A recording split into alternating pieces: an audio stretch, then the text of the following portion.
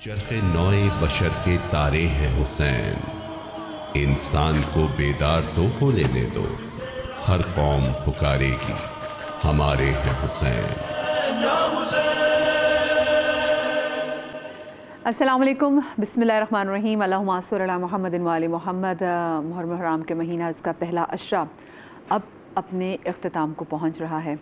आज 8 मुहर्रम हराम है और आज की मुनासबत से हमने सोचा कि हम क्यों ना आज के दिन, जैसे लास्ट ईयर में हमने अपना एक शो किया था जिसमें वो हमारे सेलिब्रिटी गेस्ट, वो हमारे प्यारे दोस्त जो ज़ियारात पे गए हैं, क्या असबाब थे जब वो गए, उसके बाद अपनी ज़िंदगी में क्या कुछ तब्दीलियाँ महसूस की। आप लोगों ने शो को बहुत सराहा और हमें बहुत रिक्वेस्ट है, फिर हमने सोचा कि हाँ, हम वो मुहर्रम में जाके इंशाल्लाह शो दोबारा ज़रूर करेंगे। तो आज भी मेरे साथ ऐसी बहुत प्यारी हमारे सेलिब्रिटी गेस्ट मौजूद हैं जो ऐसे ही अल्लाह पाक के महबूब प्यारे नबी सल्लल्लाहु अलैहि वसल्लम और उनकी औलाद अहले बैत की जहाँ पे उनके रोज़े हैं, जब लोग वहाँ पर जाते हैं, और ये ऐसी जगह हैं, ये ऐसे मुक़द्दस मकामात हैं कि जिस पर जाने के लिए आपको किसी ख़ास दीन पर और किसी ख़ास फ़िक़े पे होना आपका ज़रूरी नहीं है।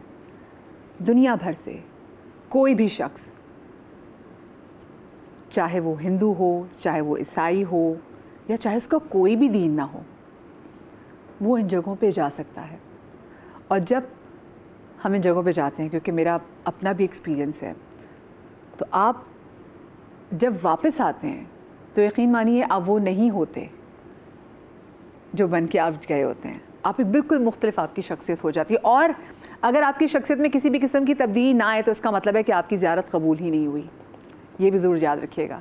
एक तब्दीली ज़रूर है जो आपकी नफ्स में या आपकी पर्सनालिटी में कहीं ना कहीं आ जाती है। हमारे साथ मौजूद हैं सादिया इमाम, हमारे साथ वक़ार हुसैन मौजूद हैं, नताशा अली हमारे साथ मौजूद हैं, और साथ में डॉक्टर बिल्कीस ये हमारे साथ मौजूद हैं। आप तमाम तो लोगों को मैं खुश आमदीद कहती हूँ, और साथ में आप लोग बहुत लकी भी हैं कि अल्लाह पाक ने आप लोगों का बुलावा रखा एक ऐसे मुक़द्दस मकाम पे। ये अल्लाह पाक का बहुत बड़ा करम आप पे है। तो डॉक्टर बिल्कीस, मैं सबसे पहले इसमें बात ही करी थी ना कि ज़रूरी नहीं है कि आप किसी एक मकतबा फ़िक्र से आपका ताल्लुक़ हो, किसी एक फ़िक्र से आपका ताल्लुक़ हो तो ओनली देन आप वहाँ पर जाएंगे। तो जैसे वो रहमतुल्लिल आलमीन हैं, जो उनकी आल औलाद है, सबके लिए वैसे ही है ना। बिल्कुल, हमारे भी हैं, हुसैन सबके हैं। बिल्कुल बिल्कुल। अच्छा, मैं शुरू करती हूँ अपने बेटे से। मेरे बेटे का नाम भी मोहम्मद हुसैन है। जब मेरी प्रेगनेंसी में 2 दफ़ा मुझे बताया गया कि आपको बेटा हो रहा है, हालांकि मैंने कोई चेकअप वगैरह नहीं कराया था, जैसे लोग मालूम कराते हैं जी कि आपको बेटा होगा ना, आप उसका नाम हुसैन रखना। अच्छा, पहले तो मैं भूल गई, फिर लास्ट उसमें भी मुझे कहा कि आपका बेटा हो तो आपको हुसैन रखना। अच्छा, हुसैन के दादा ने कहा उसका कुछ और नाम सोचा, तो मैंने कहा नहीं, और हुआ भी हुसैन सफ़र में, सफ़र के महीने में। फिर मैंने उनको बताया कि इस तरह है, तो इसका नाम जो है ना मैं हुसैन ही रखूँगी। तो उन्होंने कहा ठीक है, मोहम्मद हुसैन नाम रखते। माशाल्लाह मेरा बहुत प्यारा बच्चा, बहुत शरीर। फिर मेरी हेल्पिंग हैंड ने मुझसे कहा था कि बाजी मैंने इसके लिए मन्नत मानी है, तो मैं हुसैन को हर साल खीर उसके नाम की बना के ले जाती थी। अच्छा, जब हुसैन हुआ ना तो मैंने मन्नत उठाई कि मैं हुसैन को लेके ना ज़रूर इमाम हुसैन के रोज़े पे जाऊंगी। लेकिन कुछ ऐसी चीज़ें भूल जाता है इंसान, दुनिया में पड़ जाता है, नहीं होता। लेकिन एक वाक़े ने मुझे हिला के रख दिया। वो वाक़या ऐसा हुआ कि मेरी बेटी के घर गया तो वहाँ पर बच्चों जो गार्ड होता है उससे गन चल गई। मेरे बेटे को अल्लाह ताला ने बाल बचाया। ऐसी गन गई है, मोबाइल पूरी तबाह, और मेरे बेटा बिल्कुल अल्हम्दुलिल्लाह, मालिक का करम, मालिक का एहसान, बिल्कुल सही। तो मुझे एक होता है ना कि अंदर से एक होती है कि बिल्किस ये तुमने नहीं किया, एक झाग आती है। और उसी वक्त जब मुझे पता चला, मैं तो बिल्कुल ही थर कांपने लगी। आप मेरे बेटे को अभी देखो, लगेगा ही नहीं कि कभी इसको गोली उसके पास से छू के गुजरी। एकदम उसका चेहरा साफ। हमें वो याद है जब वो टाइम था जब आप कितनी डिस्टर्ब हो गई, मैं ऐसी हिल गई थी, बिल्कुल हिल यहाँ पे हमारे शो में आई। पहले तो आई नहीं, हमारा शो था तो उन्होंने बताया कि घर में प्रॉब्लम हो गई है, लेकिन उसके बाद हफ्तों तक डॉक्टर बिल्कीस जो है ना वो रही नहीं थी, क्योंकि ज़बान में भी इतनी लर्जिश वो आपकी आ गई थी। तो हम आप मुझसे पूछती थी क्या हुआ, मैं कहती थी मैं वो भूल नहीं सकती। फिर मैं अपने बेटे को लेके गई, इमाम हुसैन की ज़ियारतों पे गई। हाय रमज़ान में, रमज़ान के एंड में हमने वहाँ सलाम किया। आप यकीन करें ऐसे ऐसे मिरेकल मेरे साथ हुए हैं। अल्लाह ने मुझ पे बहुत करम किया, अल्लाह गफूर रहीम ने मुझ पे बहुत करम किया। अच्छा मुझे आदाब इससे बड़ा वैसे नहीं थी। इससे बड़ा करम किया है कि आपके दिल में उनकी मोहब्बत हो। इससे बढ़ के तो असल में तो दौलत ही यही है, असल दौलत यही है। अहले बैत की मोहब्बत तो आप बस अगर अली के नाम पे कोई मेरी जान ले ले तो मैं देने को तैयार। सीधी सी बात, आबाद रहे, कितनी प्यारी सीधी सी बात है। फिर जब मैं इमाम हुसैन की ज़ियारत के लिए जा रही थी तो ग्रुप में थी, तो मुझे एक औरत ने आके कहा खानम दुपट्टा। तो मुझे नहीं पता था कि दुपट्टा, मैंने कहा नहीं मेरा नहीं है। वो फारसी बोल रही थी, उसने कहा नहीं तोहफा। अच्छा। तो मैंने कहा अच्छा, फिर मैंने ले लिया। अच्छा तो मुझे ये नहीं पता था कि जब आप जाते हैं अंदर तो आपको मोजे भी पहनने होने चाहिए, है ना? बिल्कुल। तो मेरे ग्रुप की औरतों ने कहा तुम जाओ जल्दी से जाके सॉक्स लेकर आओ। मैंने कहा अभी मैं इतनी मुश्किल से गुजर के इधर तक आई हूँ, अब मैं फिर दोबारा जाऊँ? तो मैंने कहा नहीं मैं अंदर जाऊँगी, कुछ नहीं होता। तो उन्होंने कहा नहीं विदाउट सॉक्स आपको अलाउ नहीं करेंगे। मैं कहा देखते हैं, इमाम हुसैन बुला लेंगे। लिटरली मेरे ये वर्ड थे। मैं अंदर गई, सबको उन्होंने सबको बोला जाओ मोजे लेकर आओ, और मुझे उससे अपने पर्स से निकाल के दिया, ये यहाँ बैठ के पहनो और अंदर चली जाओ। ये दूसरा वाक़या मेरे साथ हुआ। फिर मैं अंदर गई, मैंने दुआएं की, हाय मेरा दिल बाग हो गया, कितना बोझ था उतर गया, मैं आपको बता नहीं सकती। वो सफ़र मेरा ज़िंदगी का ऐसा सफ़र है। और एक और मेरे कल हुआ, एक मेरी ज़िंदगी का सबसे बड़ा धोखा वापस आने के बाद खुला। यानी कि आपके सामने जिंदगी की ऐसी चीजें जो अफशा हो गई, वो चीज़ जो मैं तस्वर नहीं कर सकती थी कि वो भी मेरे सामने जो है ना आ गई, वो चीज़ आ गई, मुझे आगाही हो गई और बहुत पर्दे आंखों के सामने से उठ जाते हैं, बिल्कुल खुल गए। जब मैं नजफ़ शरीफ गई मौला अली के दरबार में, मौला अली के दरबार में मुझे ऐसा सुकून मिला जैसे माँ की आगोश। मैं वहाँ बैठी रहती थी, उनसे बातें करती रहती थी। और मदिया मेरी ज़िंदगी बहुत मुश्किल गुजरी है, मैंने मुश्किल ज़िंदगी गुजारी है। लेकिन जब मैं वहाँ गई ना तो मुझे लगा मैं इतनी हल्की हो गई हूँ, अच्छा वहाँ पर भी एक जगह आप लोग जो गए, आप लोगों ने देखा होगा ना, एक जगह है पीछे छोटी सी जगह बनी हुई होती है जहाँ से आपको निकालते नहीं हैं।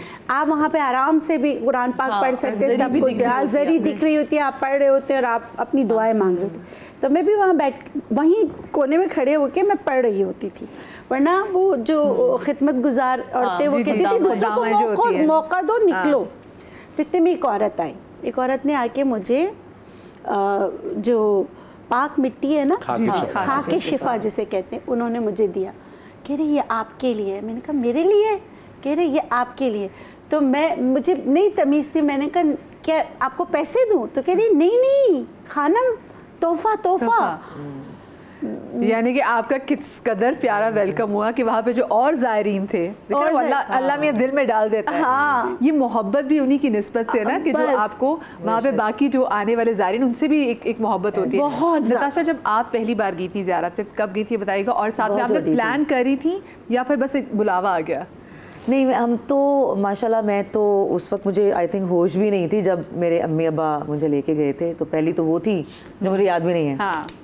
मैं गोद में थी अपनी अम्मी के, जो अम्मी मुझे बाद में बताती हैं। फिर इसी तरह जाते रहे और फिर यहाँ पे भी मजालिस वगैरह, मेरे घर में भी मजालिस होती हैं माशाल्लाह। मेरे लाहौर में मेरे घर में नीचे पूरे बेसमेंट में इमाम बारगाह है और 10 दिन अशरा पूरा होता है वहाँ पे, और बड़े बड़े अलामा आते हैं पढ़ने के लिए, शबियाँ होती हैं, ज़ियारात निकलती हैं। और एक रूम है ऐसा जहाँ पर जितने शोदा करबला हैं, उनकी जितनी ज़री मुबारक हैं, उनकी शबीहें रखी हुई हैं मेरी माँ ने बना के।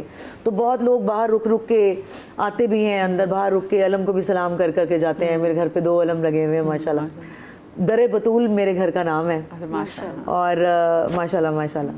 तो मेरे घर में एक तो कुछ ऐसी कोई अल्लाह ताला की रहमत है कि मैं जब लाहौर जाती हूँ और मैं पाँव ही रखती हूँ ना, तो लगता है जैसे कोई बहुत ही बोझ था मेरे सर पे किसी भी किस्म का, और पाँव रखते ही मैं, जैसे इन्होंने कहा, वहाँ का तो कोई मुआवजना ही नहीं ना, जहाँ की आप बात कर रही हैं। लेकिन वहाँ पे पाँव रखते ही लगता है कि जैसे अब ज़िंदगी की कोई परेशानी ही नहीं रही ना, कोई टेंशन ही नहीं है अब, मतलब ना उस घर में कोई बीमारी एंटर हो सकती है ना कोई परेशानी एंटर हो सकती है। अल्हम्दुलिल्लाह ये सारी ज़िंदगी शायद माँ बाप ने मेरे को इतना बना के रखा और इतना उसको कंटिन्यू किया है, तो वो जो एक बरकत है ना वो घर में भी अल्लाह ताला की तरफ से आ गई हुई, और मेरे घर में तो एक मौजज़ा भी हुआ है।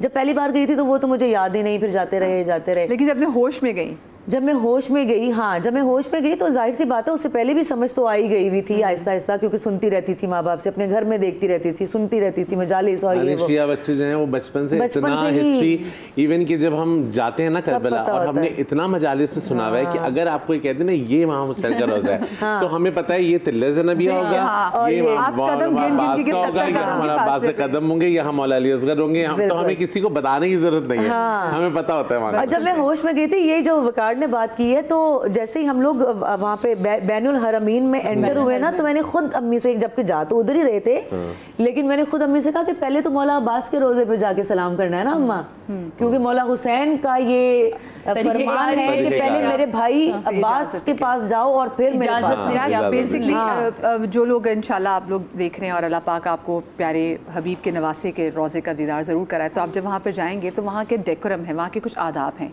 कि आप तब तक इमाम हुसैन के रोज़े पे नहीं जा सकते जब तक आप उनके भाई, उनके सिपा सालार इज़्न ज़ियारत लेते हैं, उनसे आपसे इज़्न ज़ियारत लेते हैं। जनाब अब्बास उनको अलमदार कहते हैं, अलमदार के रोज़े पे जाके आप एक तरह से उनकी ज़ियारत भी करेंगे और उनसे इजाज़त लेंगे, एंड दैट्स बेसिकली ये डिसिप्लिन है वहाँ का। तो ये बहुत ज़्यादा ज़रूरी होता है, ये ज़रूरी है, ज़रूरी है। ठीक है, अच्छा प्लीज़ को कंटिन्यू। फिर मैंने कहा हाँ मतलब बच्चे को याद है तो वहाँ गए और जाने के बाद मतलब जाके कुछ समझ नहीं आता, लोग कहते हैं वहाँ जाके ये मांगो, ऐसे करो वैसे करो, वहाँ जाके बस दिल करता है कि बस आप पढ़ते रहो, आप दुरूद भेजते रहो, आप मतलब वहाँ पे जाके एक तो रोना नहीं रुक रहा होता और जरी के आगे से हिलने को दिल नहीं चाह रहा होता, तो वहाँ से जाने के बाद फिर मौला हुसैन का जाके उनकी ज़ियारत करनी होती है।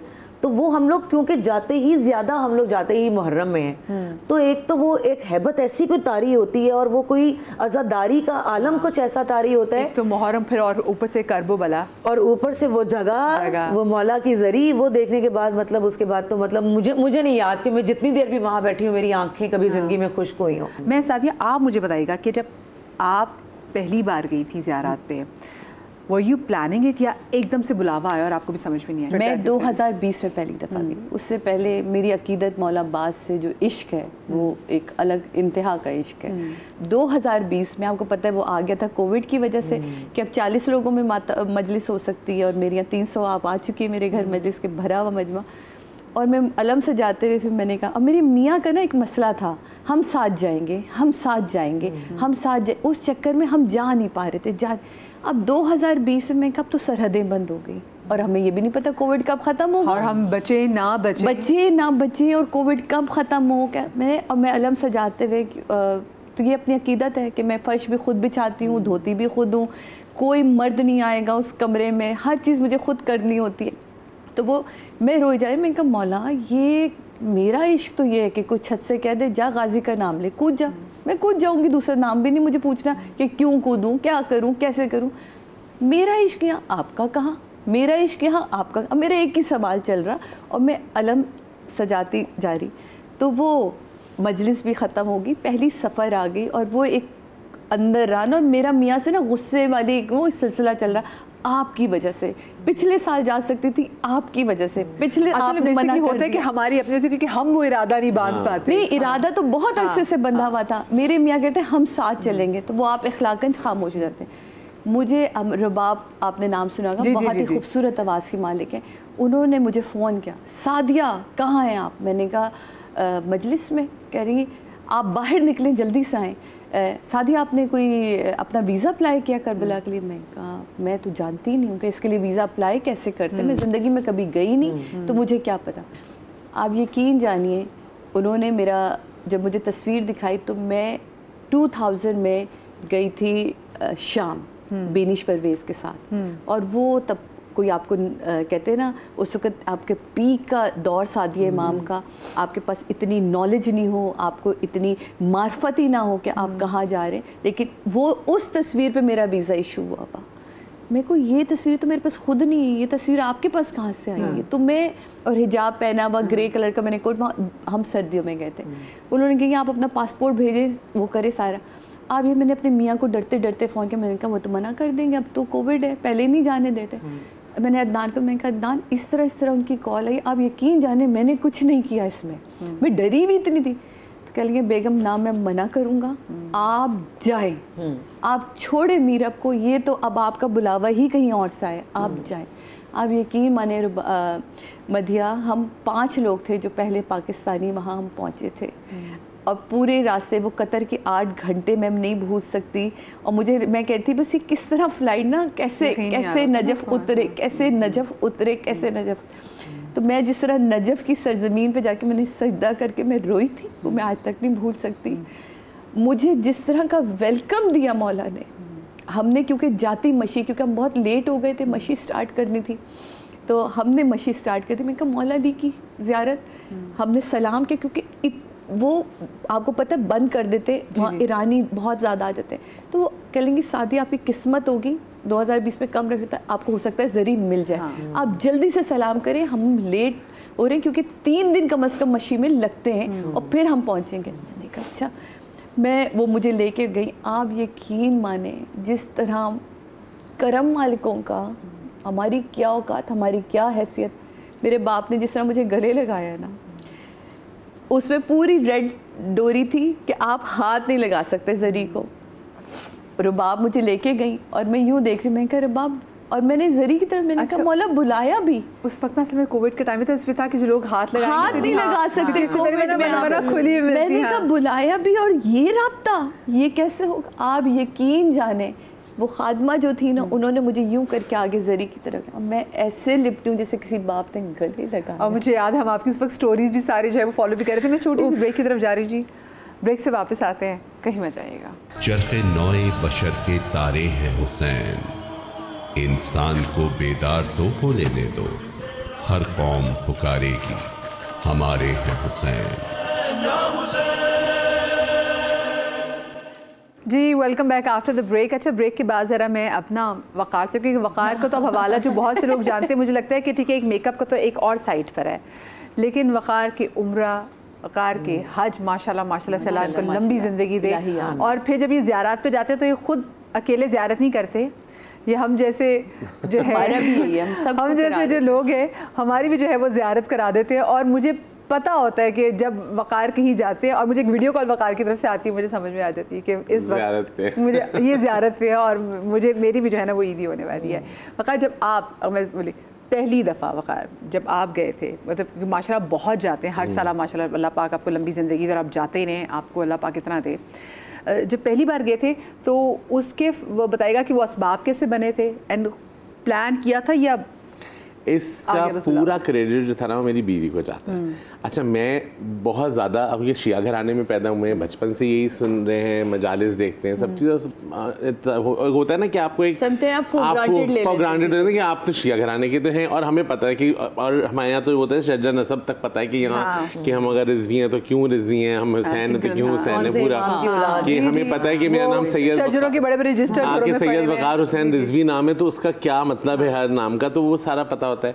जब मेरी शादी हुई तो मेरी वाइफ मुझसे कहने लगी कि मुझे ना ज़ियारतों पे ज़रूर जाना है। मैंने कहा अच्छा, मैंने कहा ओके चले जाएंगे, इट्स फाइन। जैसे होता है ना कि हम तो हैं, शिया तो है, तो कोई मसला ही नहीं है, टेंशन नहीं।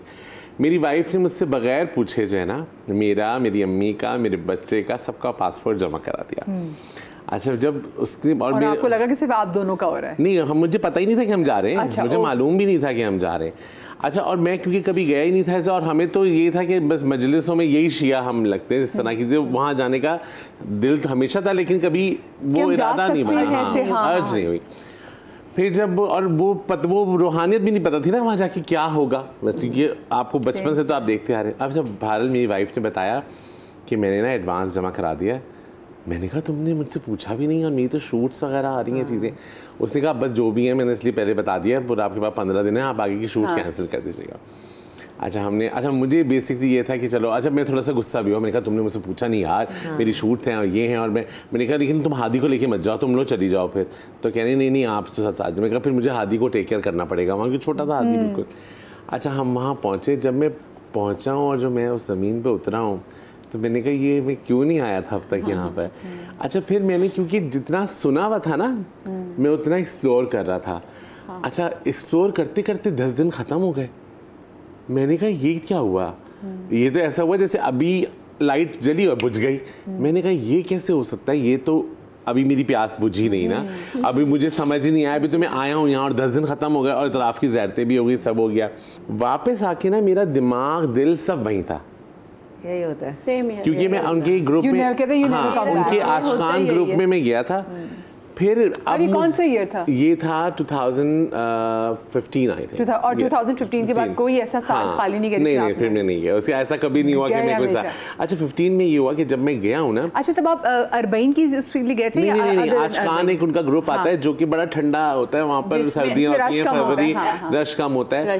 तो अब सबसे बेहतरीन पहली ज़ियारत के लिए जब भी जाएं तो आप ऐसे मौसम में जाएं जब वहाँ मखसूसी ना हो, ताकि आपको अच्छे से मिल सके। फिर उसके बाद अब मेरा आने के बाद तो मेरा दिल ही न लगे, और मैं कितनी अजीब कैफियत में फिल्म की शूटिंग पे लग गया। मेरा दिमाग दिल वहीं था। फिर जैसी आशुरा आया, मैंने कहा नहीं, मैं तो जाना है मुझे। मैंने कहा मुझे जाना है। और फिर उस वक्त उनका ग्रुप निकल रहा था, ईरान इराक दोनों का। मैंने मूसा भाई को फ़ोन किया, मैंने कहा भाई मेरे आपकी जमा करें, मुझे जाना है आपके साथ। अम्मी भाई नहीं, वैसे तो जाने अब मैंने कहा नहीं, मैं अकेले जाऊँगा, मैं अकेले जाना चाहता हूँ, मैं अकेले देखना चाहता हूँ सब चीज़ें। फिर मेरे साथ वो कुछ हुआ वहाँ जो शायद मैं कभी किसी को बताना भी नहीं चाहता, और बताना भी नहीं चाहता कि वो बहुत पर्सनल है मेरा। मैंने वो कुछ देखा वहाँ, मैंने वो चीज़ की कि अब मैं बहुत वसूस से बात कहता हूँ कि मैं कमाता ही सिर्फ इसलिए हूँ कि मैं वहाँ जाना, मेरे पास पैसे इसलिए आए कि बस मैं वहाँ चला जाऊँ। और अरबईन पे तो जाके तो मैं अरबईन पे अक्सर होती, तुम अक्सर बहुत से ऐसे लोग हैं, हम मिलते भी हैं, साल पाकिस्तान में नहीं मिलेंगे, हम करबला में मिलते हैं। अच्छा, मैं आपको एक बहुत से लोग जो नहीं जा सके अभी तक अरबईन पे, ये बेसिकली चहलों पे इमाम हुसैन के और शोहदाए करबला पे एक वॉक होती है इससे पहले कि आप नजफ़ से शुरू करते हैं और ये वॉक ख़त्म होती है जब आप देखते हैं कि जनाब मौला अब्बास का जब रोज़ा आ जाता है तो वहाँ पे ख़त्म होती है। ये लोगों 3 दिन भी लगते हैं, 4 दिन भी लगते हैं, मैंने खुद भी किया है। मैंने 2 दिन में, हाँ, मैंने 42 घंटे में मैंने भी वो उसको कंप्लीट किया हुआ क्योंकि हम बहुत चलते थे। तो वो एक बस आपको समझ में नहीं आ रही होती कि यूनिवर्स आपके सामने डिफरेंट एंगल से सामने प्रैक्टिकली नहीं जाएंगे ना, आपको नहीं समझ आएगा। दुनिया जहान के लोग उसको कहते भी हैं कि दुनिया का सबसे बड़ा दस्तरखान बिछा है, पूरी दुनिया, क्योंकि देखिए ना उसमें ना आप उसमें होस्ट है ना ये उसमें होस्ट है, उसमें तो होस्ट वो है कि जिनकी सरजमीन पे हम जा रहे हैं ना, तो वहाँ पे दुनिया जहान से जो लोग आते हैं और डिफरेंट ममालिक के मौक़िब लगे होते हैं। तो आप वो जो पूरी एक वॉक है, जो पोल्स हैं जब तक ख़त्म नहीं हो जाते, तो आप पाकिस्तान का भी आपको मौक़िब मिलेगा, आपको इंडिया का भी मिलेगा, आपको अफगानिस्तान का मिलेगा, आपको अमेरिका का मिलेगा, यूके का मिलेगा, हॉलैंड का मिलेगा, अफ्रीका का मिलता है, आपको नाइजीरिया का मिलेगा, मतलब और वहाँ होता क्या है कि सबके झंडे लगे होते हैं, यानी कि आपको पता चलता है कि दुनिया जहान से लोग यहाँ पर आए हुए हैं, उन्होंने मौक़िब लगाए हुए, और वो मैं ऐसे लोगों को जानती हूँ जो सारा साल पैसे जोड़ते हैं, कमेटियाँ डालते हैं, अपना उन्होंने ज़िंदगी में घर नहीं बनाया, बच्चे बहुत महंगे स्कूलों में नहीं डाले, पैसे बस जमा करें। क्यों? क्योंकि उनको होता है कि जब अरबईन पे जाएंगे, अरबईन की वॉक पे जाएंगे, तो वहाँ पे जो बाकी ज़ायर होंगे ना, तो हम उनके लिए इसमें खाना बनाएंगे। सब आप ये देखें कि जिन लोगों को आपने ज़िंदगी में कभी भी नहीं देखा, बट एक निस्बत है जिसकी वजह से आप उनसे इतनी मोहब्बत करते हैं, हाथ जोड़ते हैं कि एक खजूर हमारे हाथ से खा लें, एक खजूर खा लें। जो और कुछ नहीं कर सकता वो टिश्यू का डब्बा लेके खड़ा हुआ है, पानी के स्प्रे, और कुछ नहीं कोई कर सकता, तो रोक के पाँव दबाते हैं, मालिशें करते हैं पैरों की कि इतना चल के आ रहे हैं, और ये तो जो पैर चूमते हैं भाई। अब मैं आपको बता रही हूँ 2020 में जब हम गए थे तो तब काफिले बंद थे, तो जो मैं पहली ज़ायरा वहाँ पहुंची थी। मजे की बात, सॉरी आपकी बात काट रही हूँ, मैं 2020 जब 2019 का एंड था तो हमारे इस काफिले बस हम लोग रह गए थे क्योंकि कासिम सुलेमानी का उसमें असैसिनेशन भी वहीं पे हुई थी। सो हमारे बाद बस एक और काफिला गया था, फिर बंद हो गया था क्योंकि कोविड आ गया था। सो मैं 2019 का जो न्यू ईयर आप कह सकते जो 20 जो शुरू हुआ था, तो मैं करबला में थी, तो रश भी बहुत कम था, और उसके बाद जब बंद हो गया ना, तो मुझे इस चीज़ की एक तरह से खुशी भी थी कि चलो इनके साथ मैं मर गई, हाँ, अगर मैं मर गई तो मैं अपना वो कोटा पूरा करके आ गई। लेकिन आप यकीन माने कि उसमें जो पहला कदम था ना, मुझे आज भी याद है, एक एक खुदामा हमारे पैरों को यूँ हाथ लगा के, और हम इतने यूँ हो रहे हैं कि मतलब कैसे, मतलब, और वो सॉक्स उतारते थे, पैरों को चूमते थे, सॉक्स उतारते, और मैं इतनी शर्म, लेकिन ये उनकी दी हुई इज्जत है, और उनकी दी हुई इज्जत तो ये दुनिया वाले रोल भी एक दफा चल के चले जाओ, क्योंकि उनको पता है कितना सवाब है इस बात का, बहुत शदीद वाला। और ये आप तब तक, मैं भी 2020 के बाद से आज तक नहीं रुकी, वो आशूर हो, वो अरबईन हो, मेरी तो एक, मैं कमाती इसलिए हूँ, मेरा मियाँ कहता है ये जो तुम शोज करती हो ना, ये जिसके पैसे तो तुम, मैं इसलिए, मेरे ये सारे शोज के पैसे मेरे उधर जमा हो रहे होते, और फिर मैं, और आप यकीन करें कि मेरा अकीदा है इस बात पे, मैं अरबईन पे जाता हूँ और पूरे साल का रिस्क लेकर आते, ये तो होता ही है, ये तो वो देके भेजते हैं के अंदर वो चेंजेस।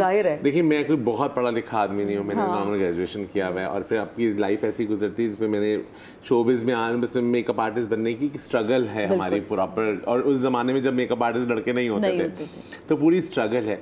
तो वो से देखिए आज तक ना ये इन्हीं का सदका है जो आज हम खा रहे। मैं छोटी सी यहाँ पे ब्रेक ले रही हूँ, ब्रेक के बाद हाजिर होता है। चरखे नौए बशर के तारे हैं हुसैन, इंसान को बेदार तो होने दो, हर कौम पुकारेगी हमारे हैं हुसैन।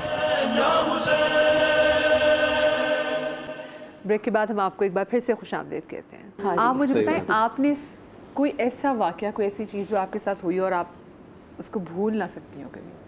बहुत सारी चीज़ें हुई हैं ऐसे तो, बचपन से लेके अभी तक बेतहाशा ही चीज़ें हुई होंगी वहाँ पे, करबला मोहल्ला में और नजफ़ुल अशरफ में भी।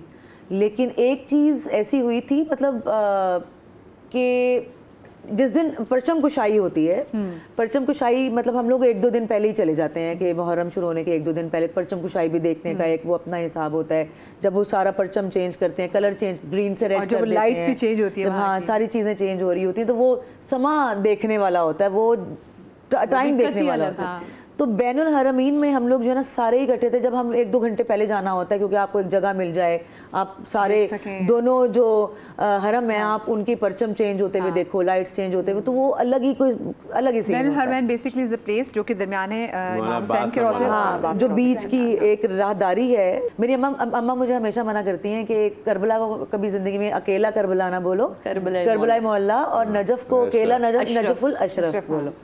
तो इतना रश हो गया, देखते देखते इतना रश हो गया कि जब तक वो जो पढ़ाई शुरू होती है और जब वो ख़त्म हुई, और हम लोग ना एक्चुअली दब चुके हुए थे, हाँ यही दब चुके, इस कदर दब चुके थे कि कितने लोगों की चीखें सुनाई देने लगी। वो वाला समा हो गया कि बस अब सब नीचे आ जाएंगे पैरों के, शायद वो वाला टाइम आ गया कि बिल्कुल मैं यूँ थी और मेरे ऊपर लोग थे, और मुझे ज़्यादा टेंशन थी मेरी अम्मी की कि वो ना, हाँ वो घबरा भी जाती है ना बहुत जल्दी। अब मैं ना इतने रश में अम्मी को भी देख रही हूँ, अब यहाँ वहाँ हो जाता है इंसान, भाई भी थे हालांकि, अब्बा भी उधर ही थे, अम्मा भी उधर ही थी। वो एक टाइम ऐसा आया कि मुझे लगा कि बस गए, अब हम नीचे और हमारे ऊपर लोग होंगे और पता नहीं बचना है या नहीं बचना। एक धक्का लगा और जैसे मेरे आसपास से लोग हट गए और मुझे सामने अम्मी खड़ी नजर आ रही है। लोग चीखें मार रहे थे और उन चीखों में मेरी अकेली की आवाज़ थी, और सामने मुझे सबसे पहले अम्मी नजर आई है। तो अम्मी ना मुझे ही देख रही थी आसपास, तो मैं फ़ौरन भागी हूँ और मैंने कहा अम्मा ओके। तब भी रश तो था, लेकिन दो इंसान आपके यहाँ से हट जाएं और एक इंसान यहाँ से हट जाए इतने रश में, तो आपको लगता है खुल गया है जैसे रास्ता। सब लोग जब बचपन से सुनते आ रहे हैं ये कर्ब बला में क्या हुआ था, मैं हमेशा इसको कर्ब बला ही बोलती थी कि कर्ब और बला दोनों अंबिया कराम ने यहाँ पर इतनी तकलीफ़ काटी है। तो फिर जब सुनते थे कि यहाँ इस सरजमीन पर ये हुआ कि नवासे रसूल तन्हा प्यासा, और फिर किस तरीके से अपने नाना की दीन की खातिर अपना सर कटवाया और अपना पूरा कुनबा जो है उन्हें कुर्बान किया, तो एनर्जी आपको क्या फील हुई डॉक्टर बिल्किस जब आप करबो बला में जब एंटर हुई? मुझे सच्ची बताऊं, मुझे तो ऐसा जब आपको मकाम दिखाते ना कि यहाँ पे मुझे तो ऐसा लग रहा था आसमान भी रो रहा है, ज़मीन भी रो रही। सच में आपको बताऊं, हालांकि मैं ईद पे गई थी। जी आपने मुझे वीडियो भेजी थी ईद पे वहाँ से। जी मैंने आपको वीडियो भेजी थी।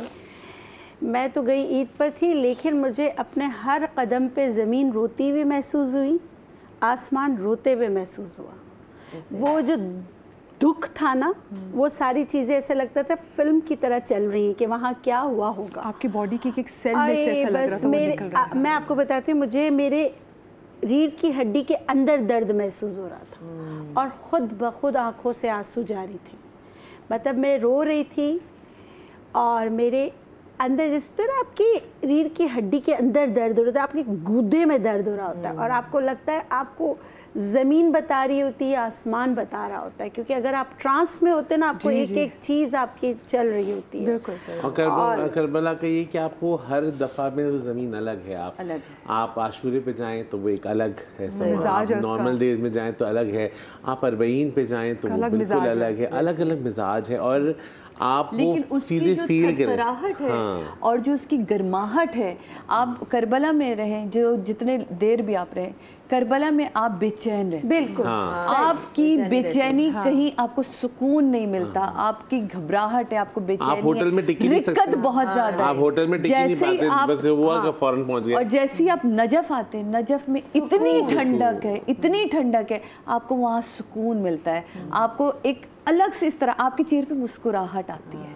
करबला में आप चाह के मुस्कुराना चाहें, चाह के आप किसी तरह कोई कितना बड़ा जोक कर ले, आपके से ही हमें है ना कि हंसना तो ये सब। जैसे शाम में मेरी अम्मी ने कहा था कुछ खरीदना नहीं, एक अब प्याज भी लग रही तो हम पानी भी नहीं खरीदे थे कि अम्मी ने मना किया कि शाम तो लेना ही नहीं कुछ। तो मौलाना इमाम वो थे मौलाना ऑनरी नकवी, उन्होंने कहा बेटा ये सबील लगी, यहाँ से तुम पी लो, तो वहाँ वो एक अलग है। और जैसे अगर आपको मैं कहता हूँ जितने भी लोग सुन रहे हैं ना, जिनको जिंदगी का सुकून महसूस करना है ना, कि लाइफ में सबसे बेहतरीन सुकून, आप कुम चले जाइए, आप चले जाएं, आप ईरान चले जाएं, आप जाएं, आपको लगेगा कि हाँ, आपको लगेगा जिंदगी में कोई गम है ही नहीं। अच्छा, इवन मुझे ऐसा लगता है मधिया कि मैं जितने दिन करबला उसमें रहती हूँ, मुझे तो बेटी भी भूल जाती है, मियाँ भी भूल जाता है, मुझे पीछे कोई खानदान याद नहीं रहता, इवन मतलब मुझे टाइम ही नहीं मिलता एक तो, और ना मेरे दिलो दिमाग में आता कि टैंकर आया नहीं आया, बिल जमा हुआ नहीं। यहाँ उतरती सारे अजाबे, वहाँ जाते आपको मैं तो अपने सैलून गया था, मैं कोई कॉल ना करना मुझे पूरे दिन में। अच्छा मेरी जैसे लोग हज पे भी जाते हैं, बच्चे छोड़ के जाते हैं, लोग कहते हैं हमें ख्याल ही नहीं आया, जब हमारा हज कंप्लीट होता है फिर याद आता है वो बच्चे को कॉल कर ले। मुझे बहुत लोग कहते हैं कि मीरा बहुत छोटी थी 2020 से और आज तक मीरा अभी तक नहीं गई। मैंने कहा अब मैं आपको रमज़ान में या किसी नॉर्मल डेज में लेके जाऊंगी, तो मुझे ये था कि नहीं, मुझे अकेले करने, मुझे नजिस नापाकी बच्चों के साथ आपको पता है उनकी 10 चीजें, तो मैं नहीं करती। लेकिन मैं तो कहता हूँ ज़ियारतें अपनी अपना अकेले की मार्फत ही। और मैं छोटी सी ब्रेक से जा रही, ब्रेक से वापस आते कहीं मत जाइएगा। चरखे नौए बशर के तारे हैं हुसैन, इंसान को बेदार तो होने दे दो, हर कौम पुकारेगी हमारे हैं हुसैन।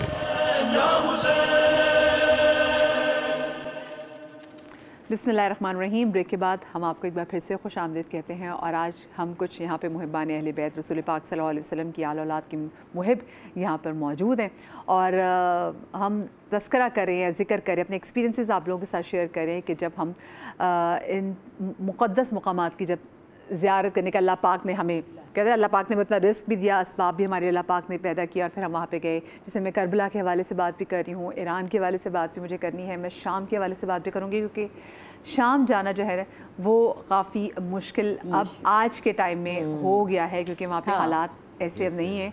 और लेकिन आपका भी काफ़ी दफ़ा आप भी गई नहीं और आपका भी काफ़ी दफ़ा शाम जाना। शाम में एक ही दफ़ा गया हूँ जब पीआईए की पहली फ्लाइट गई है ना शाम। हर जगह की बहुत सी जगहों की ज़ियारत तो मुझे ना वक़ार ने कराई मैंने, वाकई शाम हो वो मशहद हो। और मशहद का तो मैं आपको बताऊँ बड़े मज़े की बात, मैं ईरान जाना चाहती थी, हमारे रमज़ान मुबारक की आपको पता है ट्रांसमिशन होती है, उसके बाद फिर हमें थोड़ा सा एक गैप मिलता है। सो मैंने सोचा हुआ था कि मैं और मेरे अब्बू, क्योंकि अम्मी के बाद हम ज़रा अब्बू अम्मी हैं और ऑफ कोर्स अब्बू तो हैं ही, तो मेरा था मैं अपने अब्बू के साथ कुछ ऐसा पहले करबला भी होकर आई थी, हम दोनों सिर्फ बच्चा में छोड़ के गई थी कि नहीं ये मेरा और मेरे अब्बू का टाइम है। तो मेरा था कि हम लोग ईरान जाएंगे, बट समहाउ हालात सही नहीं थे तो नहीं जा पाए। मैंने एक काफ़िले से बात की तो उन्होंने कहा जी हम ज़ायरीन के वीज़े नहीं दे रहे, हम आपको टूरिस्ट का वीज़ा दे देते हैं, अब 2 लोग जाइएगा हम आपका कस्टमाइज़ बना देंगे। तो हमने कहा नहीं, काफ़िले में जाने की और बात होती है, डिफरेंट वॉक ऑफ लाइफ से लोग आए होते हैं, अच्छा एक ताल्लुक भी हो जाता है, अच्छा लगता है। तो अब नहीं जाना हो सका। अच्छा इस टाइम में हुआ ये कि मैं 2 दिन के लिए दुबई चली गई और दुबई जाके मैं देख रही हूँ, मैंने इनकी पोस्ट देखी और मैंने देखा कि ये तो ईरान पहुँचे हुए हैं। तो मैंने इनसे पूछा आप ईरान कैसे पहुँचे, यहाँ तो ज़ायरीन के वीज़े मना है। तो उन्होंने कहा नहीं हम तो टूरिस्ट का वीज़ा लगवा के 70 लोग जो है ना वो यहाँ पर आए हुए हैं। मैंने कहा अच्छा ठीक है, मुझे भी आ रहा था, मुझे दुख बड़ा हुआ कि काश मैं वक़ार से ही पूछ लेती कि वक़ार आप मुझे बताएं तो मैं शायद वक़ार के साथ ज्वाइन कर लेती। अच्छा उसकी बात है, आपको पता है जो दुबई में होते हैं कि व्हाट्सएप की वहाँ पे वीडियो कॉल और ऑडियो कॉल नहीं मिलती। सो जब वक़ार मुझे कॉल कर रहे थे, और क्योंकि बचपन से मुझे इतना है कि उन्हें मशहद जाना, तो जब कॉल आई तो मैंने कहा देखिए इतना मेरे बुलावे का भी मोहर नहीं लगी कि ये मुझे अगर कॉल भी करें वीडियो कॉल तो मैं देख भी नहीं सकती, वरना वक़ार शाम जाए कहीं भी जाए तो मुझे वीडियो कॉल करते हैं, मैं देखती ज़्यारत भी करती हूँ। अब ये मुझे कॉल करें, कॉल बंद होगी, मैं उठाने लगी, फिर उन्हें दोबारा कॉल की तो मैंने कहा चलो मैं उठाती हूँ, उनको फिर मैसेज करूँगी कि मैं दुबई में हूँ, मैं नहीं देख सकती। बट मैंने जैसे ही वीडियो कॉल येस किया है तो सामने वक़ार की शक्ल, वक़ार ने मुझे कहा मैं मशहद में हूँ, और मुझे यकीन आना ना, मैंने कहा यहाँ पे कौन सी वीडियो कॉल मिली है, अचानक क्या हो गया, मैंने कहा मदिया मैं ईरान में थी और मैं अब क्योंकि मुझे तो था, मेरा तो हो नहीं सकता, क्योंकि मुझे था कि हो सकता है देखिए हम गुनाहगार लोग हैं तो अल्लाह पाक ने कहा कि नहीं पहले अपने अमाल ठीक करो फिर मैं तुम्हें अपने प्यारे लोगों के पास लेके जाऊँ, तो आप उस गिल्ट में वैसे ही होते हैं, इतनी मैं गिल्ट में थी। लेकिन जब मैंने वक़ार की वो कॉल देखी और मैंने देखा तो मैं फिर बाद में रोई, मेरे मियाँ मुझे कहता है तुम किससे वीडियो कॉल करी थी, कहाँ पे? मैंने कहा व्हाट्सएप पे वीडियो कॉल करते, व्हाट्सएप तो लगता ही नहीं यहाँ पे। तो मैंने कहा नहीं मुझे वक़ार की मशहद से कॉल आई थी और मैंने मतलब यही चीज़ इतना मैटर कर ली कि यार मैं अकीदा कनेक्शन जोड़ नहीं, इसका मतलब है मैं इतने गिल्ट में हूँ, हम अपने लिए तो बहुत गुनाहगार हैं, लेकिन हम ये नहीं कह सकते कि क्योंकि हम गुनाहगार हैं तो हमसे मोहब्बत नहीं करते हैं। अल्लाह पाक भी हमें देखे जब वो बांट रहा है, और ये कहना भी नहीं चाहिए, मैं आपको ये बताऊँ, ये कहना भी नहीं चाहिए कि हम गुनाहगार हैं, क्योंकि हम उसकी नज़र में क्या है ये तो हमें खुद भी नहीं पता। अब वो कहता है तुम अपनी बुराइयां, अपने गुनाह अपने आप से भी छुपाओ, ना कि तुम लोगों को नकारे बजा बजा के ये आपने मेरी अम्मी वाली बात की, अम्मी कहती है नहीं कहना चाहिए, कभी नहीं कहे आप ये, आज आपके प्लेटफॉर्म से ये बात मैं इसलिए कह रही हूँ क्योंकि मुझे एक बहुत ही बड़े आलिम ने बात कही थी, और आप यकीन जाने ने कहा बेटे जो तुमसे हुआ वो तुम और तुम्हारा रब जानता है, जब अगर उसने तशहीर नहीं की तो तुम्हारे पास कोई हक नहीं कि तुम अपने नकारे बजाओ। हमारा मसला है कि हम नकारे बजा बजा कर बड़े मजे से बता रहे थे, लेकिन दिल में जरूर वो आपके दिल में है, वो दिल में रखें, वो खुद ही आपको कहाँ कहाँ ले जाता है, आपकी मार्फत कब किससे कहाँ जुड़ी है वो आपको नहीं पता। बस अल्लाह पाक हमारे गुनाह कबीरा सगीरा को कितना देखिए वो ढांप के रखता है, और आपके ऊपर भी फर्ज है कि जिस तरह उसने आपके गुनाहों को, आपकी बातों को ढांपा हुआ है, आप भी उसी तरह वो है ना सत्तारुल अय्यूब, आप भी उसकी एक सिफ्त का अपनाने की कोशिश। अच्छा आप जब गई थी शाम तो आप गई थी 2000 में, अर्ली 2000 मैं इस तरह गई कि बिनिश परवेज आप सब जानते हैं, जी, उनके वालिद साहब लेके जाते थे काफिले, तो मुझे बिनिश ने कहा, वो ईरानी शो में भी आके बताया, हाँ। तो मैंने कहा कहने लगी कि अच्छा हम लोग खारा दर जाते थे 8 और 9 को ना, तो वहाँ आपको पता बड़ा ज़बरदस्त मातम और झूला उठता और ये, तो मैंने कहा मैं तो वो नकाब शिकाब क्योंकि उसका पीक का मेरा टाइम था, तो बीनिश की फुप्पो बैठी थी, उन्होंने कहती खाना बीबी बुलाया, मैंने कहा हाँ आ तो मैं मज़ा, उस वक्त आप ऐसे होते, मैंने कहा बस बीबी मुझे मतलब हम शोबिज़ में अभी इंडियन आर्टिस्टों के साथ हमारा ड्रामा चल रहा है और बीबी ये तो ऐसे तुम्हारी, तो ये कह लेंगे आप मजाक ना लें जो फुप्पो ने बोला। मैं कहा अच्छा कोई, मैं वो बात सरसरी सी यूँ करके गुजर गई। मैंने कहा मैं इमाम के सोयम तक कभी भी इस पूरी इंडस्ट्री को बताता, मैं 13 दिन काम नहीं करती थी, 13 दिन के बाद मैं अपना ड्रामे की डेट्स देना शुरू करती थी, तो वो मेरी दुबई में ऑलरेडी बुक थी, इंडियन आर्टिस्टों ने आना था, तो वो काम मैंने करना था। अचानक ये हुआ कि कोई हालात पाकिस्तान इंडिया के ख़राब हुए, हमारी डेट, मुझे बीनिश ने कहा कि सादिया बाजी आपका वीज़ा लग कर आ गया। मैं कहा तो मेरा पासपोर्ट, कह रही वो तो मैं घर आके ले गई थी अम्मी साहब के। मैंने कहा क्या? मैंने कहा मगर मेरा बेटा इस पर मसला हो जाएगा, मेरा अमेरिका का है, ये आपको पता है 10 तरह की चीज़ें। मैंने कहा नहीं वो हमारे दौर में ड्रामे बने भी सबसे ज़्यादा पुराने, ये लोगों को बहुत से लोग हमारे अमेरिका का वीज़ा कॉन्सेप्ट है गलत। देखिए मेरा अमेरिका का वीज़ा लगा हुआ है, मैं अमेरिका होकर आया और वर्किंग वीज़ा पे इधर शाम लगा हुआ है, इधर इराक लगा हुआ है, थाईलैंड लगा हुआ है। मेरी बात तो सुने, मेरी बात मैं कहा मेरे अमेरिका का वीज़ा है, मैंने जाना है यार, मतलब मेरी डेट्स कन्फर्म है, ये हो नहीं सकता दुबई से होते मुझे वहाँ निकल। कह रही अच्छा चलें ठीक है, अब मैंने तो कर दिया, आ गया, आप अब बुलावा होगा। आप यकीन जाने 40 दिन की रिकॉर्डिंग कैंसिल हो गई। जब मैं शाम पहुंची थी, मैं कहता ये खड़खड़ करता जहाज़ रुका और मैं हैरान, ये कैसी जगह है, आज भी वो ज़मीन धसी हुई है जहाँ मौला का सर ज़मीन पे आया शाम एक इतनी तकलीफ दे जगह है, इतनी तकलीफ दे जगह है कि आप मतलब रोना एक बहुत छोटी चीज़ होती है, बहुत छोटी बात होती है कि मतलब आप सोच के भी आपको ना अजीब, मतलब मैं शाम जब गया हूँ तो मैं शाम में मुझे याद ही नहीं कि मैंने किसी से बात भी की हो, क्योंकि वो इतना तकलीफ दे। बीबी ज़ैनब का रोज़ा तो बहुत आपको लगता है ना, बहुत ऐसी जगह है जाओ और बहुत सन्नाटा वीरान जगह है वो, जहाँ पर वहाँ पर वो सब है। जब आप बीबी सकीना के रोज़े पे जाते हैं ना, हम तो एंड शहादत पे उनके गए थे, तो वो बहुत ही तकलीफ दे जगह थी।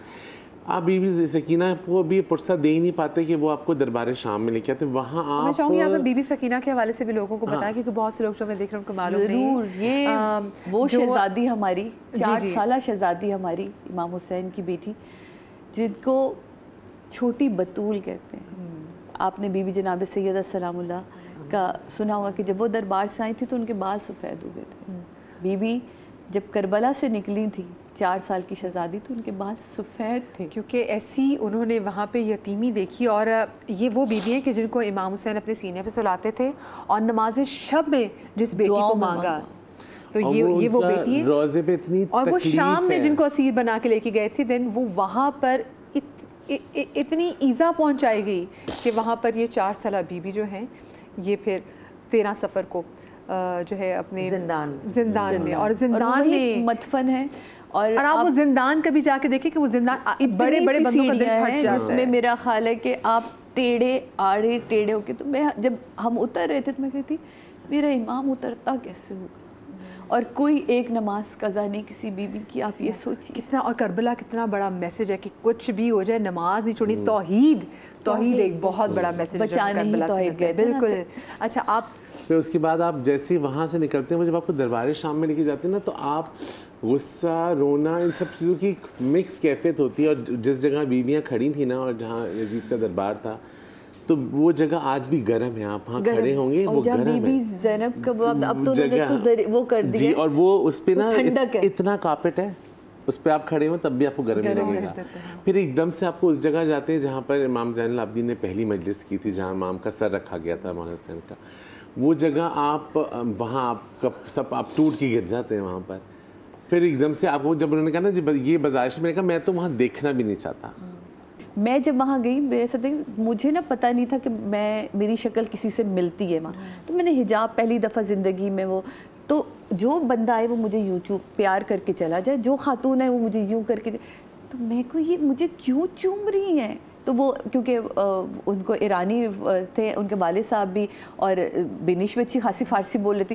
मैंने कहा भाई पूछो ये क्यों मुझे चूम रही है। वो एक आप उसका अलग, उसने कहा जो ईरान में वीडियो बनी थी बीबी मरियम के ऊपर जो फिल्म बनी है, उस जो किरदार किया तो उस लड़की की शबाहत आपसे, तो यही वो आपको वो समझ ले। तो आपको आप यकीन जाने जिस तरह वो प्यार मुझे वहाँ लोगों ने दिया और मिला, और जिस क्योंकि पहले ये था, अब का मुझे नहीं पता कि बीबी ज़ैनब का रोज़ा जो है वो मगरिब के बाद बंद हो जाता है। अच्छा, इस हवाले से मैं आपको बताऊं, वक़ार का एक बहुत मेरा भी एक वाक़या में इसलिए आपको रोज़ा बंद हो जाता है। तो मुझे तो बड़ा वो हुआ कि ये क्या, अभी तो बड़ा रश था और आप कैसे मगरिब के बाद आप निकल जाएं। और मैं ना यूं बैठी देखे जा रही, तो वहाँ एक खुदामा थी जिन्होंने मुझे देखा, वो मेरे पास से, मुझे समझ उनकी कुछ नहीं आई।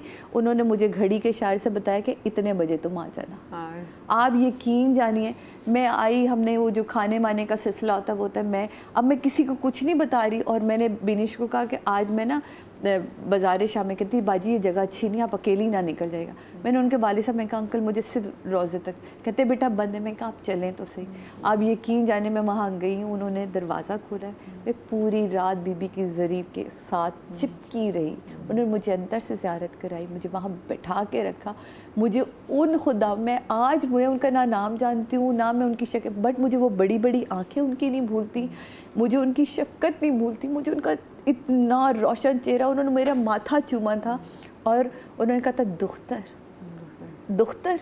और मैंने फजर पढ़ी, मैं वहाँ पूरी रात गिरिया उजारी करती रही। ये बड़ी बात है। और आपने भी जैसे बताया कि घंटा ये मुझे जो टाइम मिला, तोहफा मिला था ना बीबी की तरफ से, तो मुझे यकीन था कि ये बीबी ने मुझे खुद, और अम्मी कहती थी बचपन से, मैं छोटी जब आपके पास बिल्कुल भी, मैं कहती थी मुझे जब भी जाना है पहले बीबी ज़ैनब के पास, जब भी जाना है। छोटे बच्चों की तो वैसे भी दोस्ती जो है ना, वो आपके जो फॉस्टर फ्रेंड होती है वो जो है वो बीबी सकीना होती है। अच्छा, आप जरा, मैं चाहूँगी दोबारा से जरा, मैं वहाँ पर जब गया हूँ शाम, तो मैं मुस्तफ़ा के साथ अंदर गया, तो बीबी ज़ैनब के रोज़े पे तो वहाँ पर एक आपको लगता है ना कोई एक आदमी आपको देख रहा है, मतलब आपको पता चल जाता है ना कोई आपको बहुत से देखा। तो एक आदमी था वो वहाँ पर, और वो वहाँ का खुदाम था और पाकिस्तानी आदमी था, तो वो खुदाम था वहाँ पर। तो उसने मुझसे कहा कि आप वकार हैं। मैंने कहा जी। कहते हैं मैं आपका ड्रामा बहुत शौक से देखता हूँ, हमारे पास यहाँ हंसने की तो कोई वजह है ही नहीं, और हम बीबी के उस पर थे, लेकिन अगर हम कभी कभी हम उदास होते हैं ना तो मैं आपका कुद्दूसी साहब की बेवा देखता हूँ। हम तो अभी भी देखते हैं। कहते हैं मैं बहुत खुश होता हूँ, मुझे बहुत अच्छा लगता है। तो हम थैंक यू वगैरह किया। उसने कहा लेकिन अब जब 9 बजे बंद होगा ना तो आप जाइएगा नहीं, आप बैठे रहिएगा, मैं जब सब बंद कर दूंगा तो फिर मैं आपको ज़ियारत कराऊंगा। अब मैं बैठा रहा, तो जब मैंने आपको कॉल भी वहाँ से की, मैं बैठा रहा। जब सब चले गए तो वो फीलिंग ही नहीं मैं आपको बता सकता कि पूरा रोज़ा खाली, मैं और बीबी ज़ैनब, वो तो आप एक्सप्लेन ही नहीं कर सकते ना। फिर उन्होंने कहा कि मैं जब तक सब चीज़ें बंद करूँगा, आपके पास घंटा है, आप आराम से बैठे। उन्होंने जरी खोली, उन्होंने कहा आप अंदर बैठ जाए। मैं जिस तरह अंदर गया हूँ मैं आपको बता ही नहीं सकता कि वो क्या कैफियत होती। फिर उसने वहीं से 2 चादर थे। हाँ, आप अजीब हो जाते हैं ना, मतलब ओवरवेल्म हो जाते कि ये ऐसा हमारे साथ कैसे हो सकता। फिर उसने वहाँ से 2 चादरें उठा के मेरी अम्मी और वाइफ के लिए उसने वहीं जरी से दी कि ये आप अपनी वाइफ और अम्मी के लिए लेके जाएगा। फिर मैं जितनी मैं बातें कर सकता था, घंटा, मुझे पता ही नहीं चला वो घंटा कैसे गुजर गया, बल्कि घंटे से ज़्यादा ही मैं बैठा वहाँ पर, काफ़ी देर तक पता ही नहीं चला। लेकिन यही तो वो चीज़ें हैं, क्योंकि हम अपनी लाइफ में ना बहुत सारी चीज़ें, बहुत से मुझ जैसे लोग होंगे जो शुरू से सुनते आते हैं कि हम आप गलत हैं, लोग दुनिया बोलती है ना आप गलत हैं। हाँ। लेकिन इन्हीं की तवज्जो से हमें रियलाइज़ हुआ कि नहीं हम ठीक हैं, लोग गलत हैं। और उन्होंने हमें उस मकाम इतना, जैसे आपके पेरेंट्स होते हैं ना, कहते हैं दुनिया वाले कुछ भी कहते हैं तुम हमारे बच्चे हो, तो ये वो वाली कैफियत है। आज मुझे अब लोगों की कोई वो नहीं होती, कुछ कहते रहे तुम हमारी औलाद हो। इससे बड़ी क्या बात हो कि आप इमाम हुसैन के रोज़े पे चाहें। एक दिन सिर्फ क्रिश्चियंस के लिए है जहाँ पर वो अलम निकालते हैं। जी जी बिल्कुल, सिर्फ क्रिश्चियन। हमारे साथ हिंदू भी जाते हैं, हमारे साथ क्रिश्चियंस भी जाते हैं। और मैं तो ये सुन्नी शिया मानता ही नहीं, मैं तो कहता हूँ मुसलमान सब एक है मुसलमान। तो मुझे तो ये वाला सिलसिला ही नहीं समझ आता, और है ही नहीं सुन्नी शिया में जो सब मुसलमान, और मेरी तो सारे इंसान आप जो सबसे बड़ी चीज़ कहते हैं ना कि आप वहाँ से क्या लेके उठते हैं या क्या लेकर आते हैं, तो आपके अंदर सबसे पहले तो इश्क आता है। नवंबर में मैं चली गई जर्मनी, पहली दफ़ा जब मैं गई थी, तो उसने कहा कि सरसरी सी बात होगी, तो मैं वहाँ उठती, मैं और नमाज में शुरू से पढ़ती थी, तो मैं उठती नमाज कहने बेगम खैरियत, आप यहाँ भी टाइम, मैंने कहा मेरी आँख खुल जाती है अदनान, आँख खुलती है। इस नमाज का मज़ा मुझे कब आया, जब मैंने करबला देखा। उससे पहले भी मैं नमाज पढ़ती थी, सजदा करती थी, असल में मिशन तौहीद था, वो तो करबला में जब उसमें मिला तो मुझे पता चला कि सजदा क्यों तवील कैसे किया जा सकता है, कैसे दुआ मांगी जा सकती है, कैसे आप गिड़गिड़ा सकते हैं। अब आप, मैं सिर्फ उनका करम मांगती हूँ। अभी मैं 28 तारीख को वापस आई थी, आप यकीन माने मैं गई सिर्फ किस लिए थी कि मैं 5 साल से जा रही हूँ, तो मुझे जरी आहिस्ता आहिस्ता आपको ब्लॉक मिलना शुरू हो जाती है, बहुत रश होता है। तो मैं सिर्फ देखिए मौला बात नहीं हो पा रही, बात तो हो रही, घर बैठ के भी बात हो रही, लेकिन गले नहीं लग रही हूँ, सीने नहीं लग रही हूँ ऐसे। तो आप यकीन जाने कि ये जो एक है ना, और फिर तोहफे मिलना शुरू हो जाते हैं आपको ऐसे ऐसे कि मैंने अपनी बेटी का कलाम लगाया, मैं उस सुनवारी पुरसा दे रही जहाँ, तो वो आई, उसने एक पर मुझे निकाला कि लेंगे तुम्हारी दुख्तर के लिए, ये आपको ये इतने छोटी छोटी सी, शायद हम ऐसे ही हैं, इतना ही इश्क है बता देते। वहाँ की तो कोई मट्टी भी हमें मिल जाती है। ये देखिए, ये मुझे ना वहाँ से जब आप हाथ लगा के, जब आप अपने, आप ना कुछ दिल में मांगे, हाँ, आप जरी को पकड़ के ही खड़े रहे आधा घंटा। और मैं आपको जैसे बता रही हूँ कि ज़्यादातर तो मैं गई, बीच में 1-2 दफ़ा ऐसा हुआ था कि हम लोग विंटर में गए थे, मुहर्रम में मतलब नहीं गए थे, कहने का मतलब ये है। तो तब तो बहुत ज़्यादा रश नहीं था, तो आप कभी भी जाते थे तो आपको जगह मिल जाया करती थी, अनटिल एंड अनलेस कि वो नमाज का वक्त नहीं है। नमाज के वक्त तो आप घुस भी नहीं सकते ना, वो जगह बनानी पड़ती है। तो मुहर्रम में तो आपको पता है हमेशा ही बहुत ज़्यादा रश होता है। तो मैंने बहुत सालों से क्या करना शुरू कर दिया, अच्छा वही वाली बात कि अपना, हम एक ही होटल में, बहन भाई सारे, हम लोग माँ बाप सारे एक ही होटल में होते हैं, लेकिन सब ने जाना अपना अपना होता है, अपने टाइम इकट्ठे नहीं हम लोग। और दूसरी बात ये कि आई थिंक 12 या 14 साल हो गए हैं तकरीबन हम लोग काफ़िले के साथ नहीं जाते, क्योंकि बाबा का वहाँ पे डायरेक्ट इतना हो गया है कि हम फैमिली के मेंबर्स ही जाते हैं, बस अपना हिसाब किताब वहाँ पे बाबा का कराया होता है सब ना। तो मैं ये करती हूँ कि नमाज के लिए तो जाना ही होता है, हाँ। तो फजर की नमाज ख़त्म होने के आधे घंटे के बाद पूरी जरी खाली। मैं उसका इंतजार करती हूँ बैठ के। मैं खुद। फिर मैं उसके बाद 3-4 घंटे, 2 घंटे मौला अब्बास के हरम में, 2 घंटे मौला हुसैन के हरम में, इसी तरह मौला अली की जरी पे। बातें सुन रही ना तो मुझे एक चीज़ है कि मैं वहाँ पे बातें मैंने बड़ी कम की। मुझे होता है कि मैं अपनी अम्मी की भी तरह से सूरह यासीन पढ़ लूँ, मैं सूरह रहमान, मैं पूरी वो इतना वो पढ़ती हूँ। मुझे छोटी सी ब्रेक ले रहे हैं, ब्रेक से जब वापस आएंगे तो मैं ज़रा ये भी जानूंगी कि ये जो वापस आते हैं ना लोग वहाँ से, और जो ये स्पेशली आए, ये अपने साथ क्या कुछ चीज़ें लेकर आए, उनकी पर्सनालिटी की ट्रेट में सबसे ज़रा क्या तब्दीली आई। छोटी सी ब्रेक के बाद में जाइएगा। चरखे नौए बशर के तारे हैं हुसैन, इंसान को बेदार तो होने दो, हर कौम पुकारेगी हमारे हैं हुसैन। बिस्मिल्लाहिर्रहमानिर्रहीम। ब्रेक के बाद हम आपको एक बार फिर से खुश आमदीद कहते हैं। तौहीद का मकसद समझना चाहते हैं तो ज़रूर ऐसे मकामात का रुख ज़रूर कीजिएगा जहाँ पर मिशन तौहीद जो है ना वो सरअंजाम हुआ। अल्लाह की वहदानियत का जो सबसे बड़ा, जिसने तो अपना घर कुर्बान कर दिया, वो नबी की आल में जनाब फ़ातिमा तो ज़हरा ने जब उनके बच्चे छोटे थे तो उस वक्त से अपने बच्चों की तरबियत ऐसी की, अपनी बेटी की तरबियत ऐसी की, क्योंकि वो जानती थी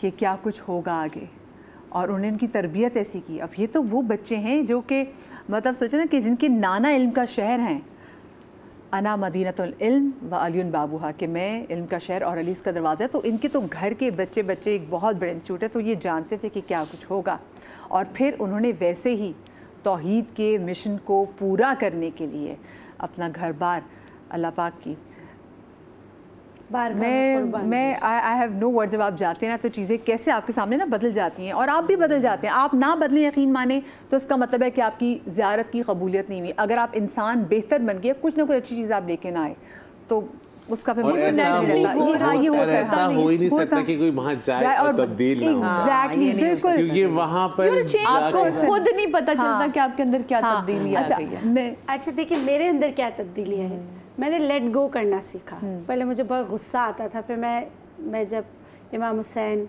हज़रत अब्बास के वहाँ गई तो मैं रोज़े पे गई, मैंने लेट गो करना सीखा। अच्छा, दूसरा क्या हुआ, जब मैं ज़री को हाथ लगाया ना तो मुझे ऐसा लगा मैं इतनी हल्की हो गई हूँ, लगा कि पता नहीं कितने बोझ मुझसे ख़त्म हुए। मैं पढ़ती चली गई, ज़री को हाथ लगाया, जब मैं इतनी हल्की हो गई, मुझे इतना मज़ा है, मैं दोबारा लाइन में खड़ी हो गई। मैं कहा सारा को भी मैं दिखाऊंगी कि सारा, फिर मैंने कहा सारा तुम वो करना, क्योंकि जल्दी लोग ना हटा देते। करीब पहुंची तो खादमा यूँ कर देती ना इस तरफ, मैं इस तरफ निकल गई। आप यकीन करें 15 मिनट सुकून से उसको भी दिखाती रही, खुद भी दुआएं मांगती रही, ज़री को हाथ भी लगाती रही, अपने दामाद को भी। मेरी बेटी भी रो गई, कह रही मम्मा ये मकाम ऐसा है कि मुझे रोना आ रहा है। मैं कहा बेटा दुआ मांगो, अच्छा मकाम है, अल्लाह का शुक्र अदा करो। तो मैं दिखा तो रही हूँ, आपको भी मैंने दिखाया था, आपको भी मैंने बताया था। वहाँ पर ना इस चीज़ के लिए जैसे अब मैं जितने भी आर्टिस्ट हैं सबसे मेरी दोस्ती है। अचानक मदिया तो खैर लाजमी होती है, हमेशा मैं इनको ज़रूर कॉल कर रहा था, मुझे लगता है हम स्पिरिचुअल बहन भाई हैं आप। लेकिन मेरे दिमाग में कभी रेशम आई एकदम अचानक से, मैंने रेशम को कॉल मिला दिया, गुले राना आई मेरे दिमाग में, बस आप खुद से आता है। ऐसे ये नहीं होता कि आप अचानक खुद से, मैंने गुले राना को मैंने कॉल किया, मैंने ऐसे बैठे बस मैंने उनको कॉल की और मैंने वीडियो कॉल दी कि नहीं मैं इस वक्त, तुम्हें नहीं पता मैं कितनी अजियत में थी, और तुमने मुझे दिखाया, मुझे इतना सुकून मिल गया है चीज़ों का। इसी तरह अचानक रेशम मेरे दिमाग में एक होता ना, मुझे यहाँ क्यों रेशम याद आ रही है करबला में मुझे रेशम की, और मैंने फिर रेशम को कॉल मिलाई और रेशम ने नूर, फिल्म स्टार नूर मुझे दिमाग में आई। एक अचानक से ऐसा होता है। बस फिर मैंने अपनी कज़न को भी कॉल मिलाई। अच्छा, मैं 15-20 मिनट तक वहाँ रही, खानम ने मुझे कुछ नहीं बोला, मैं उसका भी शुक्रगुजार हूँ। फिर जब मेरा दिल तो नहीं भर रहा था, लेकिन दूसरों के साथ ज़्यादती नहीं करनी थी, फिर मैंने उसको गले लगा के मेरे को बहुत शुक्रिया तुम्हारा। तो जैसे आप कह रही ना, उसने वो जो तो पर में से एक पर तोड़ के उसने मुझे दिया, कह रख लो। क्योंकि देखिए ये लोग भी देखते हैं कि कौन पहली दफा आया है, उसकी ये बड़ी इज्जत करते हैं, कैफियत कि कौन पहले, उनको कैफियत बता देते कि ये पहली दफा आने वाला ज़ायर है। तो हर दफा की कैफियत ऐसी होती है, पहली दफा गए। वैसे मेरा भी यही है। इमाम रज़ा के रोज़े पे जब मैं भी गया हूँ तो मुझे हमेशा होता है ना कि इमाम रज़ा के रोज़े पे जो दस्तरखान होता है वो सिर्फ उन्हीं को होता है जो ज़ायर होते हैं। अब मैंने कहा मैं, और वहाँ ना बैलेटिंग होती है, आपको पासपोर्ट देना होता है तो आपका नंबर आता है तो फिर आप जा सकते हैं उसके अंदर, फिर वो बताते हैं कि आपको किस टाइम पे आना है। मैंने पासपोर्ट दिया अपनी बहन का, अम्मी का, और हमने कहा कि मैंने फिर एक ने उन्होंने कहा कि अगर आप हदिया देते हैं तो वहाँ भी आपको मिल जाता है। जी बिल्कुल। मैं वहाँ लाइन में लगा पूछने के लिए, आपको टिकट हाँ, मैं सिर्फ पूछने के लिए लगा कि कितना क्या अमाउंट देना है मुझे, कितना हदिया देना चीज़ें। अभी मैं ये उससे पूछ रहा था, जिस लड़की से मैं कह रहा था ना कि वो उसको इंग्लिश आती थी, मैंने कहा आप जो है वो और फारसी में उसको ट्रांसलेट कर दूँ कि वो समझ नहीं रहे थे, मैंने उसको इंग्लिश में बताया तो वो फारसी में उसको ट्रांसलेट कर रही थी। वो टर्न हुई और टर्न होकर उसने मेरी बहन के हाथ में वो रखे मुजीब के टिकट, 20 मुजीब के टिकट। मेरी बहन कह रही वही, वो कह रही नहीं इसके लिए मुझे इशारा है कि अब हमारे पास 20 टिकट्स हो गए हमारे, वो मिला के भी मिला के। अब हमने कहा कितनी दफ़ा खाना खाएंगे, और हमारे पास तो दीदी दो हैं, हमने दोपहर का भी फिर शाम का भी, दूसरे दिन दोपहर का भी शाम। मैंने कहा देखिए मौला की क्या करामत, फिर आखिरी में हमारे पास आखिरी में हमारे पास बच गए। हमने कहा अब तो हमारे पास टाइम ही नहीं है। फिर मैंने वहाँ लोग, वहाँ पर लोग आपके पास जब आप बाहर आते हैं ना तो वो चावल जो आपने जो बच गए होते हैं आप वो लेकर अगर आए तो एक चावल भी ना आपसे मांगने के लिए वो हाथ जोड़ रहे होते हैं। और आपको पता है ये भी एक मौज़ा है, जैसे मौला अब्बास का मजीद से जब मैं आई तो वो ना एक बंद सा था तो वो मैंने रख लिया, वो आज तक मेरे फ्रिज में रखा है, फ्रेश है। वैसे आप खराब नहीं होते, जबरदस्त है। हम लोग तो वहीं खा लेते हैं सब। नहीं ये तो मैं रोटी के लिए लेकर आई थी ना, मैं रोटी बचा के लाती हूँ। अच्छा मैं भी लगा रोटी बचा के, और आपके जब आप डोनेशन देने के लिए जाते हैं तो आप नमक भी देते हैं, वो आपको मुजीब के टिकट देते। तो मुझे होता है, मैंने कहा चलो एक बार खा लिया, अच्छा मैं तो बांटती हूँ, तो मैं भी फिर बाहर निकल के ना एक लड़की मुझसे आके पूछी कि अच्छा ये मुजीब का टिकट कैसे होगा, तो मैंने कहा मेरे पास टिकट्स हैं। तो फिर जब उसको टिकट देते हुए बस ये सोच रही होती हूँ कि ये इस आरजू के साथ आई थी कि मैंने भी इस मुजीब क्योंकि बड़ा जबरदस्त सा दस्तखत सूटेड बूटेड लोग, तो अब उसको चाहिए था तो अल्लाह पाक ने आपको उसका वसीला बनाया। ये बड़ी और जो खुदाम होते हैं वहाँ पे, क्या जबरदस्त है। आप क्या अपने अंदर जो है तब्दीली लेकर आई? तब्दीली मेरे साथ तो डे बाय डे होती गई। जैसे इन्होंने बात की है, मेरे अंदर ना बहुत ज़्यादा सब्र आया है जो पहले नहीं था।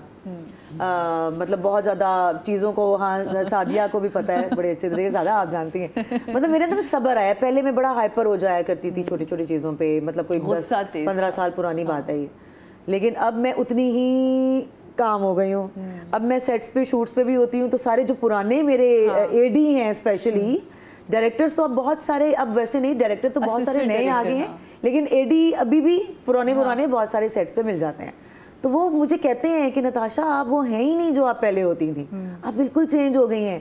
तो मैंने कहा यार देखो, एक तो आपको एज के साथ साथ अकल आनी चाहिए, जो अपनी एज के साथ साथ नहीं अपने अंदर ठहराव लेके आते हैं ना वो पागल होते हैं। और दूसरी बात ये, जिस जगह जिस घराने को मैं मानती हूँ, जिनसे मैं इश्क करती हूँ, वो अंदर से ही उन्होंने शायद मुझे इतना सुकून दे दिया, वो इजाजत ही नहीं देते कि आपको आप और अच्छा ये मैंने भी देखा कि जब मैं पहली बार गई तो मुझे मेरे साथ मैं लोगों से पूछी थी अच्छा आप कितनी बार जा चुके हैं। अच्छा मैं उस वक्त अकेली वर्ल्ड टूर काफ़ी कुछ कर चुकी थी, तो मुझे जब मैं लोगों के साथ बैठी हुई तो मुझे बता रहे हैं कि हमने ये पैसे जमा किए, हमने ये चीज़ बेच दी है, तो हम ज़ियारत पे जा रहे हैं। तो मुझे उन लोगों के सामने अपना आप, ऑलरेडी मैं खामोश हो गई थी अपने पहले, तो मैं अपना, मुझे इतना छोटा लगने लग गया कि मैं पहले क्यों नहीं गई। और मैं उस ऑलरेडी मैं कुछ डिप्रेशन की फेज से बड़ा गुजरी थी जब मैं 2017 में गई थी, तो मैं अपना इतना ही तो मुझे छोटा लगे। और फिर जब मैं वहाँ से वापस आई ना तो मुझे एक चीज़ मेरे अंदर आ गई थी, वो ये थी कि पहले अगर जैसे मैं हवा में कहीं उड़ी होती थी ना, अब्बू ने वैसे बड़ा ग्राउंडेड, हमारी अम्मी अब्बू ने बड़ी बेइज्जतियाँ करके ग्राउंडेड रखा हुआ है, तो उसके बाद से ना मैं कभी, वो कहते हैं ना हवा में, मैं बिल्कुल ज़मीन का कोई ज़रा जो शायद मिट भी जाए, तो इतना मैंने अपने नफ्स को उससे मारना सीख लिया कि मैं कुछ नहीं हूँ। और एक और मैं आपको बात बताऊँ कि मैं गारंटी देता हूँ इस बात की, गारंटी मेरी अपनी लाइफ का एक्सपीरियंस है, उम्रे के लिए, ज़ियारत के लिए कभी पैसों का ना सोचें। पैसे आप इरादा तो करें, पैसा खुद आएगा। और आपको यकीन जाने इस बात की, मैं गारंटी दे रहा हूँ, आप जाएं, खर्च करेंगे ना, 5-4 लाख भी खर्च करें, आपको ना 50 लाख मिले तो मेरा नाम बदल दीजिए। मैं छोटी सी यहाँ पे ब्रेक ले रही हूँ, ब्रेक के बाद हाजिर होते हैं। चरखे नौए बशर के तारे हैं हुसैन, इंसान को बेदार तो हो लेने दो, हर कौम पुकारेगी हमारे हैं हुसैन। ब्रेक के बाद हम आपको एक बार फिर से खुशामदीद कहते हैं। अच्छा, आपने अपने अंदर फिर क्या जो ज़्यादा, एक तो नमाज की बात भी की, मेरे अंदर तो जो एक नमाज तो हमारे घर वालों ने घर के अंदर इश्क उसमें पैदा हुआ, ये मैंने आपको बताया। कहते हैं कि आप अगर नमाज नहीं पढ़ते उसके बाद आप इंसान से मोहब्बत नहीं करते। इश्क उसके अंदर पैदा हो गया, वो इश्क की जो नमाज है ना वो मुझे लुत्फ देती है, वो लुत्फ देती है मुझे। और आपको इस दौरान इतने अच्छे लोग मिलते हैं जो आपको छोड़, जैसे मैं आज भी मेरे पापा की कब्र के बिल्कुल, हालांकि मेरे पापा का इंतकाल बहुत पहले हुआ है, मौलाना ऑनरी नकवी का इंतकाल बहुत बाद में हुआ है, लेकिन इत्तेफाक है कि मेरे बाबा के बिल्कुल बराबर उनको जगह मिली क्योंकि वो स्पेस खाली था। रेहान जो है रेहान आज़मी साहब और उनकी बिल्कुल बराबर है। तो मैं जब भी जाता हूँ कब्रिस्तान, मैं उनकी कब्र पे और जब भी मैं किसी रोज़े पे जाता हूँ, ये मैं आज आपको ऑनलाइन बता रहा हूँ, मैं जब भी कहीं जाता हूँ किसी भी रोज़े पे, मैं उनकी तरफ से ज़रूर जो उन्होंने मुझे सिखाई भी तस्बीहां हैं वो पढ़ के उनकी तरफ से मैं ज़रूर बख्शता हूँ। मैं उनके नाम से ज़रूर वहाँ पर दुआ करता हूँ, उनका सलाम लाजमी देता हूँ, क्योंकि मौलाना ऑनरी नकवी के साथ मेरा ना बहुत प्यारा ताल्लुक़ रहा है। मैंने 3 हज उनके साथ किए हैं और उन्होंने मुझे बिठा के चीज़ें समझाई हैं और उन्होंने बताया कि मुझे देखो तुम बिल्कुल ठीक हो, कभी नहीं किसी से पूछना कि तुम सही हो कि नहीं। हाँ, हम कह रहे हैं तुम ठीक हो, कभी नहीं पूछना किसी से कि और ये जो तुम, हाँ, और वो मुझे कहते थे जो तुम्हारा चीज़ें वो तुम्हें अपने तक ही रखना चाहिए।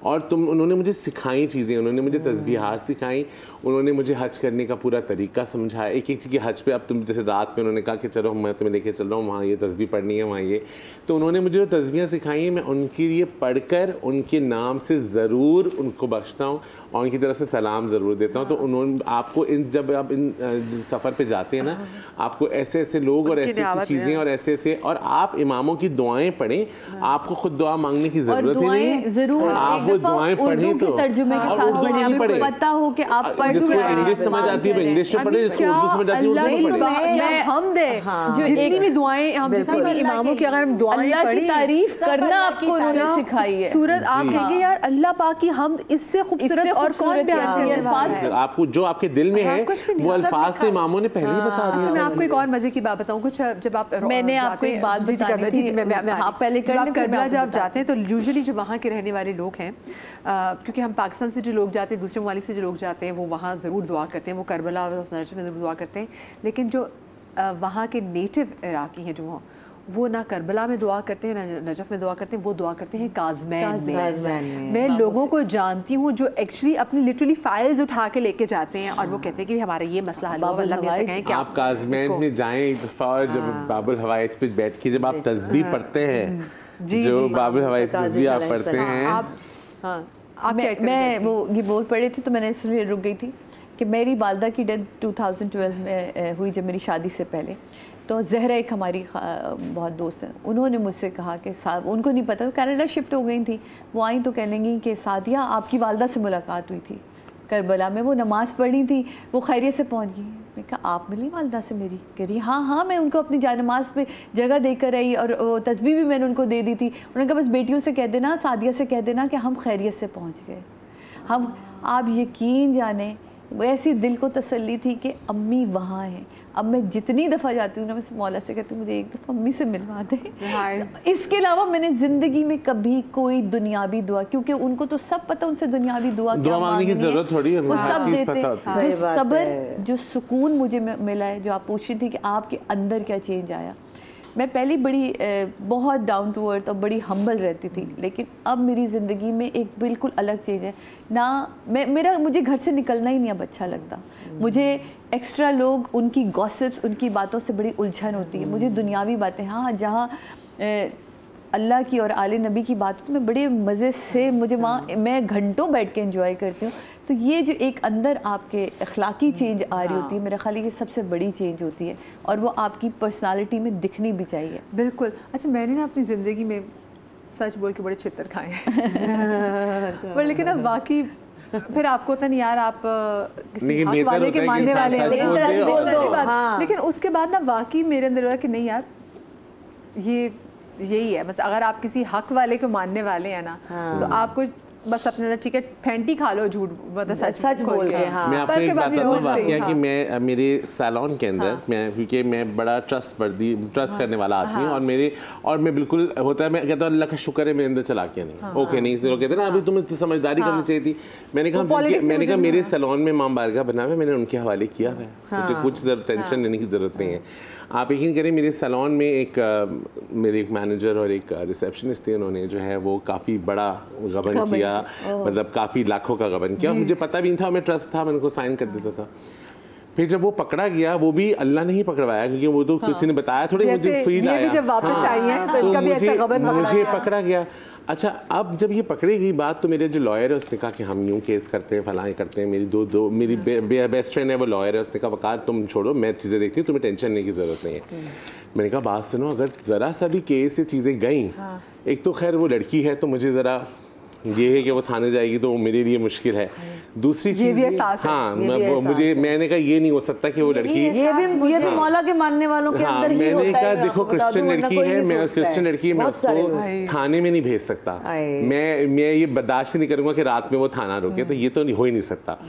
तो अब मेरी वाइफ भी कह रही है आप तो हमेशा यही चीज़ आप क्यों वो थोड़ा सा हाइपर हुई फिर उसको भी समझ आ गया उसने कहा नहीं कुछ सोच समझ के ही कर रहे हैं।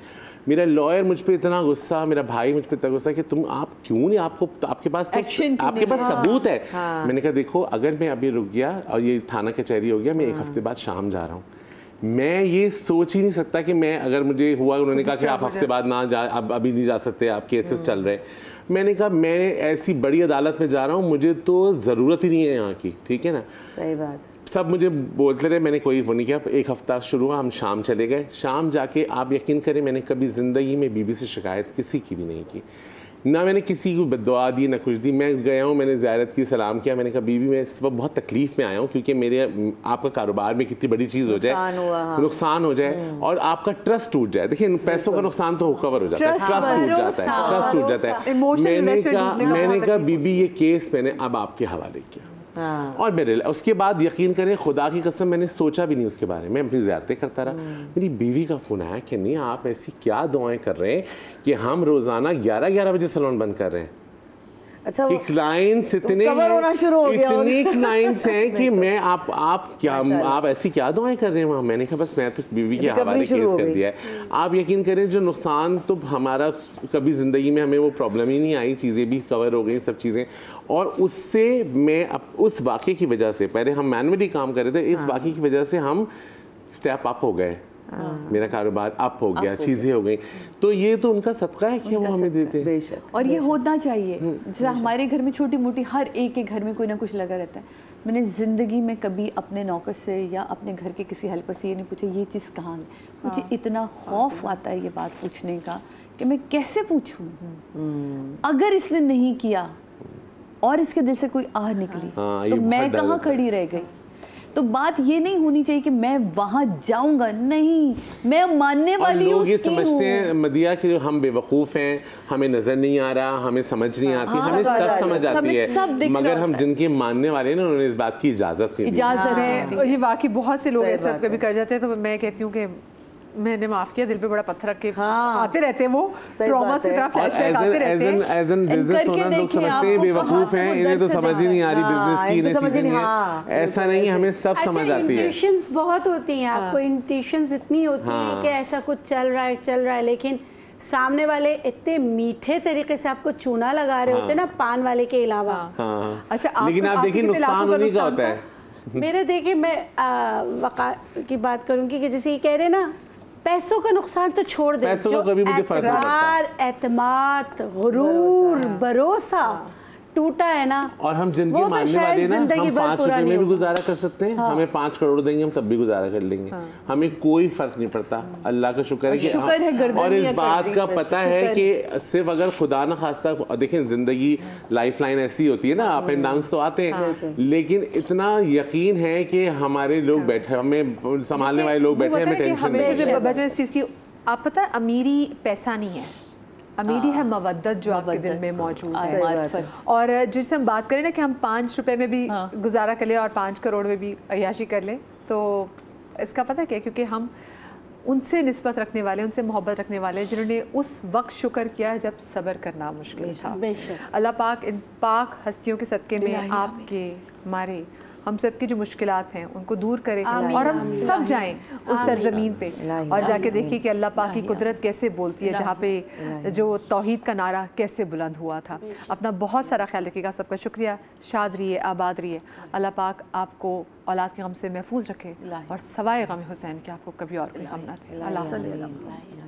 चरखे नौए बशर के तारे हैं हुसैन, इंसान को बेदार तो हो लेने दो, हर कौम पुकारेगी हमारे हैं हुसैन।